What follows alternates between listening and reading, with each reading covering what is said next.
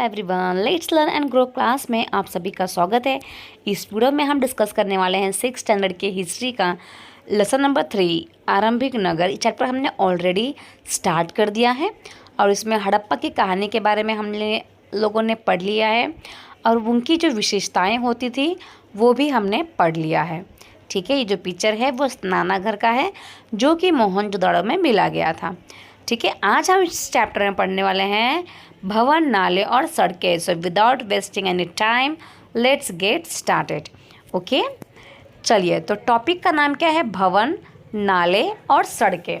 तो वहाँ के भवन कैसे होते थे, नाले कैसे हुआ करते थे और सड़कें कैसी हुआ करती थी, ये हम पढ़ेंगे। ओके, तो इन नगरों के जो घर होते थे ना, वो आमतौर पर 1 या 2 मंजिल के होते थे। ये फर्स्ट फ्लोर और ये सेकंड फ्लोर। ठीक है, 1 या 2 मंजिल के हुआ करते थे। घर के आंगन के चारों ओर कमरे बनाए जाते थे। जैसे कि आज के डेट में भी अब गांव का घर देखेंगे तो बीच में आंगन होता है और उसके बाजू बाजू में कमरे होते हैं, है ना। तो ऐसे घर बनाए जाते थे और उसमें से एक अलग सा स्नाना घर भी होता था। और किसी किसी घरों में तो कुएं भी मिले हैं, पता है आपको लोगों को। तो पहले के ज़माने में क्या करते थे ना, घर के अंदर ही कुआं खोद लिया करते थे ताकि पानी जो है वो आसानी से अवेलेबल हो जाए। और अगर घर के अंदर कुआं नहीं है तो घर के बाहर तो डेफिनेटली हुआ करता था। ठीक है, अब ये जो नगरें हैं ना, इनके कई नगरों में जो नाले हुआ करते थे वो ढके हुआ करते थे। सोचो, पहले के ज़माने के लोग कितने ज़्यादा स्मार्ट हुआ करते थे। उल्टा आज के डेट में ही खुले नाले हमको देखने को मिल जाते हैं, है ना। बट पहले के टाइम पे ढके हुए नाले होते थे और उन पे क्या किया गया था, सावधानी से सीधी लाइन में उन्हें बनाया जाता था। और हर नाली में हल्की ढलान भी होती थी ताकि पानी जो है ना वो आसानी से बह सके, है ना। समझ लो, ये नाला है तो सीधी लाइन बनाई गई है, तो यहाँ से क्या होगा, ढलान होगा ताकि जो पानी है वो इजीली यहाँ से बहे और यहाँ से निकल जाए। ओके, अक्सर घरों में क्या मिली गई है, नालियों को सड़कों की नालियों से जोड़ दिया जाता था। मतलब कि छोटी नाली को बड़ी नाली के साथ मिला दिया जाता था, है ना, जो बाद में बड़े नालों में मिल जाती थी। देखो, जैसे कि छोटी नाली बह रही है और यहाँ पे बड़ा नाला बह रहा है, तो इस छोटी नाली को ऐसा बड़ा सा पाइप लगा के ये लोग क्या करते थे, बड़ी नाली के साथ में मिक्स किया कर देते थे। ठीक है, नाले को ढके होने के कारण इनमें क्या होते थे, जगह जगह पे मनहोल बनाए गए थे। मतलब फॉर एग्ज़ाम्पल, यह नाला बन रहा है, बह रहा है, तो यहाँ बीच बीच में क्या होंगे, गड्ढे होंगे, है ना। तो क्यों बनाए गए थे मनहोल, ताकि बीच बीच में क्या हो सके, उसकी देखभाल हो सके और इसकी सफाई भी की जा सके। ठीक है, घर, नाले और सड़कों का जो निर्माण होता था ना, यह योजनाबद्ध तरीके से एक साथ ही किया जाता था। बहुत ज़्यादा प्लानिंग करना पड़ता था बनाने से पहले कि ये कैसा बनेगा, कैसे बनाना है, कैसे नहीं बनाना है। नाला बन गया तो उसके ऊपर वो उसको एक ढक्कन से कवर भी करते थे, है ना।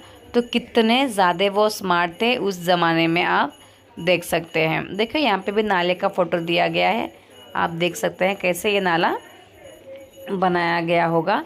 और ज़्यादातर जो चीज़ें बनाई गई हैं वो सारी ईंटों की ही बनाई गई हैं, है ना।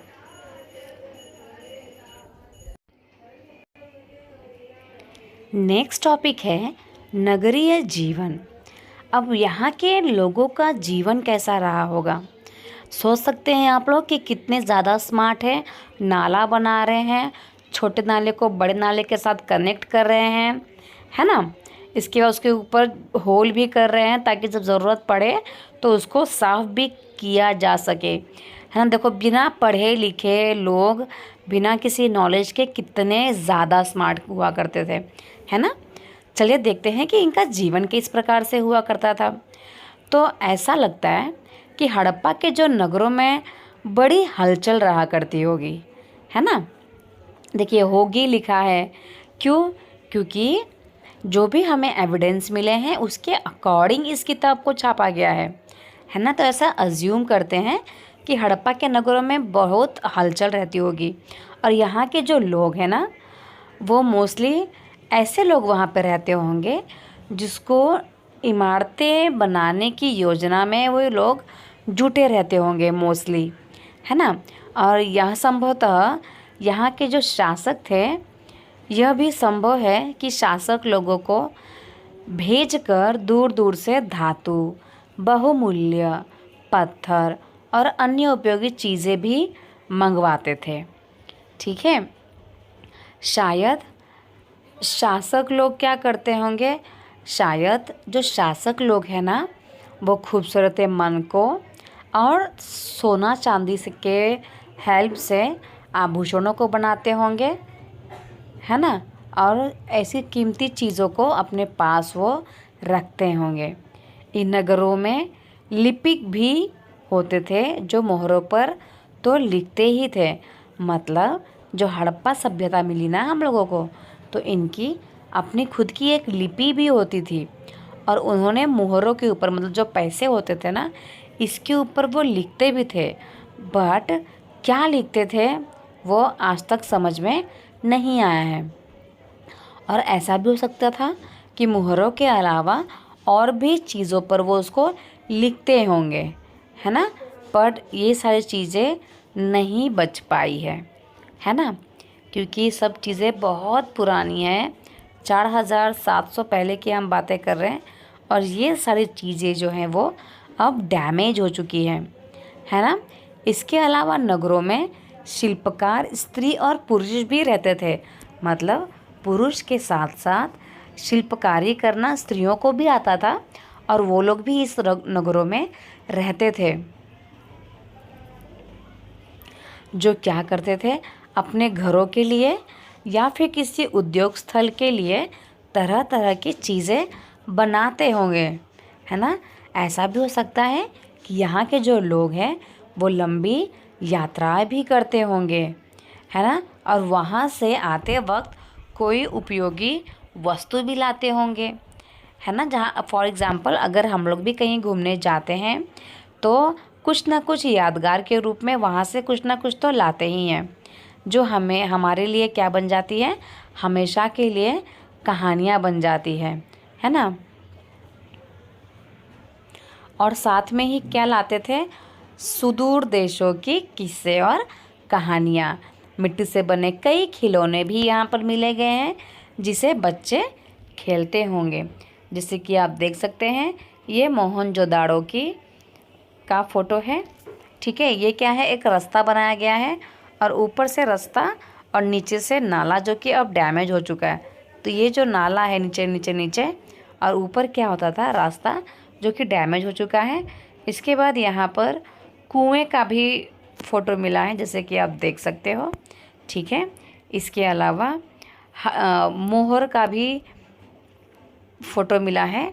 मतलब कि जो मोहर लगाते ना, कोई सामान अगर कहीं भेजना है तो स्टैम्प लगाते थे, है ना। तो ये ऐसा इनका स्टैम्प होता था और इसके ऊपर कुछ लिखा हुआ है जो बहुत सारे आर्कियोलॉजिस्ट ने, पुरातत्व वालों ने ढूंढने की कोशिश की, समझने की कोशिश की कि ये आखिरकार क्या लिखा हुआ है, बट आज तक कोई नहीं समझ पाया।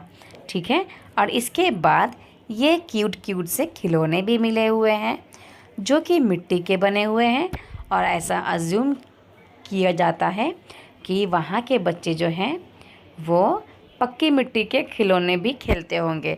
मतलब कि पहले उसको मिट्टी से बनाते हैं, फिर उसको भट्टी में मतलब आग में गर्म कर करके पक्का बनाते हैं। ठीक है, तो ये था ये पूरा टॉपिक। तो आज के लिए इतना ही, मिलते हैं नेक्स्ट वीडियो में। Thank you so much everyone. Video अच्छी लगी होगी, चैनल को सब्सक्राइब ज़रूर कर लीजिएगा, लाइक कमेंट शेयर ज़रूर कीजिएगा ताकि आपको ऐसे ही वीडियोस मिलते रहें। Bye bye everyone.